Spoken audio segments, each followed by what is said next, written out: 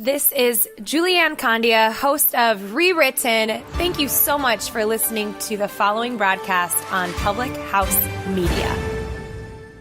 This is Baxter Colburn, host of Verse of the Day here on Public House Media. Thanks for checking out the following broadcast on Public House Media. Once you're done with that episode, I hope you'll come and check out my show, where I take one Bible verse every Monday, Wednesday, Friday, and I provide practical examples of what it can be in your life. We have guest speakers that join the program every Wednesday, and there's always something new to learn about your walk with Christ. You can stay up to date with Verse of the Day by subscribing on Apple Podcasts or on publichousemedia.org. Thanks again for listening to the following broadcast on Public House Media.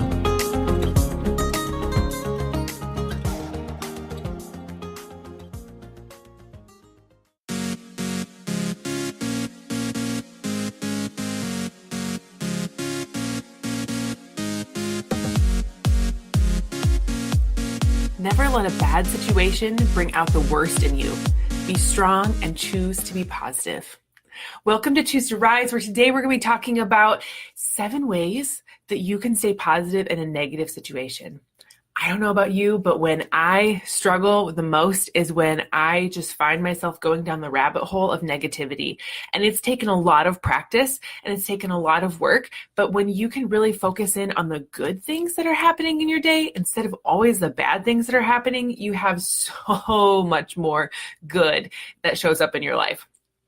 Welcome to Choose Your Rise again today. I am so glad that you're here. If you want to connect with me more, head over to chooseyourriseup.com. It recently got a facelift and it is so beautiful. And I'm so thankful for Monkey This, who is a local marketing crew in our town here. And they are so fun to work with. They are so talented and they are just wonderful people in general. So head over to chooseyourriseup.com, check it out, connect with me there. You can also find us on Facebook at Choose to Rise Up.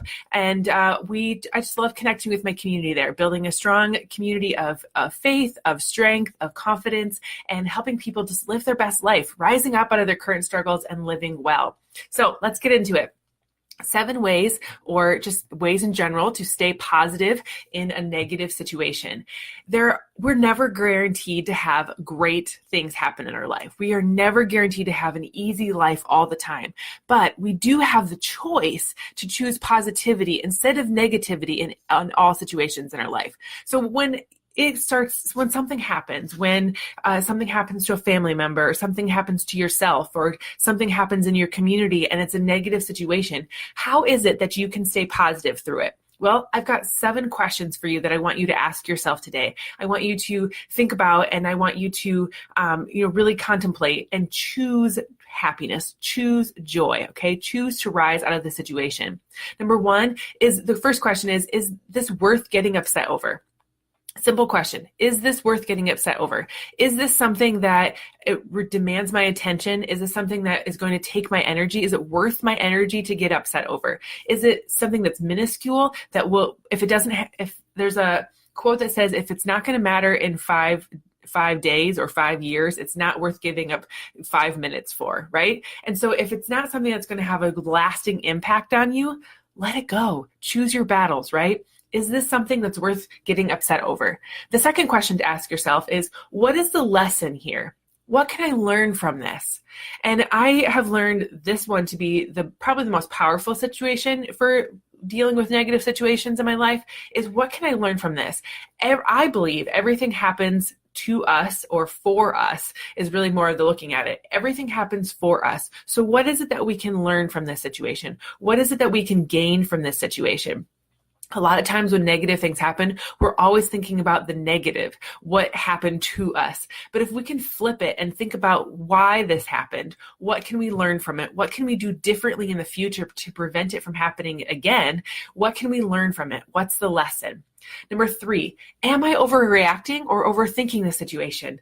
Sometimes it's just one of those situations where we just assume something is going on and we start to overreact to the situation. I know when I'm working with my kids, sometimes I overreact in the situation because I'm like, I said to do it, right? And then you kind of flip out. But when thinking about a negative situation, maybe something's happened, maybe you've created something in your life And then like, there's just like that one straw that breaks the camel's back and you just, right? Well, that is overreacting, and you gotta hold back and to step back in your situation. You feel your heart rate going up, when you feel the negative vibes coming in, you know that a negative energy is inside of you.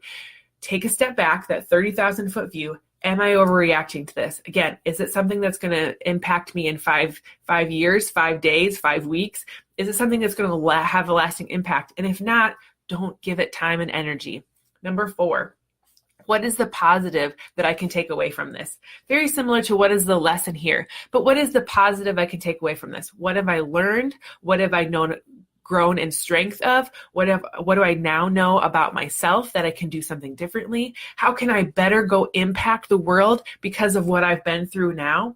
A lot of what I do on a daily basis, and what a lot of my team does on a daily basis, is share our stories of struggle, share our stories of overcoming, sharing our stories of being somebody different and new, and which always gives other people hope, and which always gives other people the permission and the ability to say, me too, right? Or that if she can do it, I can do it. If I see something inside of her that she's able to go do something like that, then I can do that too. I've been there. I've felt like that. If she can do it, I can do it. And so what is the positive that you can take away from this situation?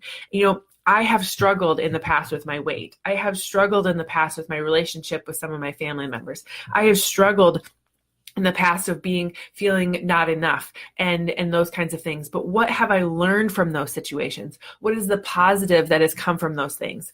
A lot of, was talking recently with a friend about, purpose and moving forward with the way that God wants us to move forward in this world. And, God is always inside of us. God is always in my business. God is always in what it is that I'm doing, because I'm focusing on the positive that is a part of who I am and what I'm doing. And what is the positive I can take away from the struggle that I can then apply and give value to other people in this world? Number 5, how is this making me a better person? Just simply asking yourself these questions when a negative situation arises, 1, takes the emotion right out of it, doesn't allow you to go to that negative space because you're thinking in a positive way. How is this making me a better person? How am I growing from this? How am I strengthening my heart and my soul from this? How am I becoming a better person here? Number 6, can I control the situation? This is a really big one. If you cannot control the situation, don't give it so much energy. Don't let it control you either, though. So when you think about the things that you can control, if you put your hands together and make a small circle, right? Just something that you can kind of look through in your eyes. This is considered your locus of control, the things that you have control over. Well, now if you put your arms way above your head and kind of make a circle with your arms, this is the things that are outside of that control, right? And these are the things that are in your control. If something that is in your control, these are the things that you need to focus on, and these are things that you put your time and energy into. If it is something that is outside of your control, there's no matter what you try to do with it, you're not going to be able to control it. So give it up. Things like, I'm not able to control the weather. Why be mad about it? I cannot control other people. Don't put your time and energy in there trying to do that. When you try to put your energy and your thoughts and your who you are into trying to control things that you really can't control, it only brings you frustration. It brings you sometimes anger. It brings a lot of negative situations into your world. So don't focus on controlling the things that you can't control. Focus on you. Focus on your heart. Focus on your mind. Focus on what you're capable of doing, and that will bring you more peace and joy. Because the definition of disappointment is unmet expectations. And if you expect to be able to control that 2-year-old, if you expect to be able to control your husband, if you expect to be able to control the weather or the job or the whatever, and you can't, that's when you get disappointed and you have a lot of negative frustrations in your world. So focus on the good, focus on the positive. Number 7, what can I do right now to make myself feel better? This is taking that 30,000 view, that pulling yourself out of the weeds and looking at what is happening in the bigger picture. What can I do right now to make myself feel better? Can I step away from the situation? Can I go take some deep breaths? Can I go move my body and exercise? Can I go talk to a friend? Who can I call? What is it that I can, maybe sit down and pray about that will help me feel better right now? Getting some fresh air, just disconnecting from the situation and finding peace, and then coming back to it with a clearer mind. What can you do right now in the situation to make yourself feel better? Number 8, how can I see the situation with love?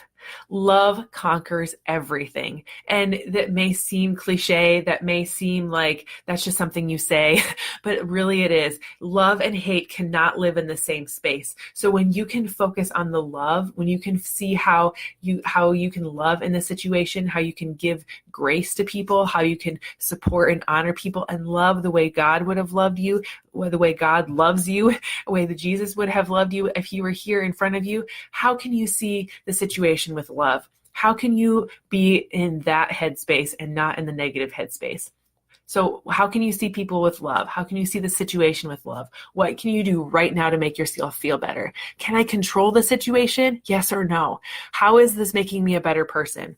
What is the positive that I can take away from this? Am I overreacting, overthinking it? Am I by getting very focused in on the things that I can't control? What is the lesson here? What can I learn from this situation?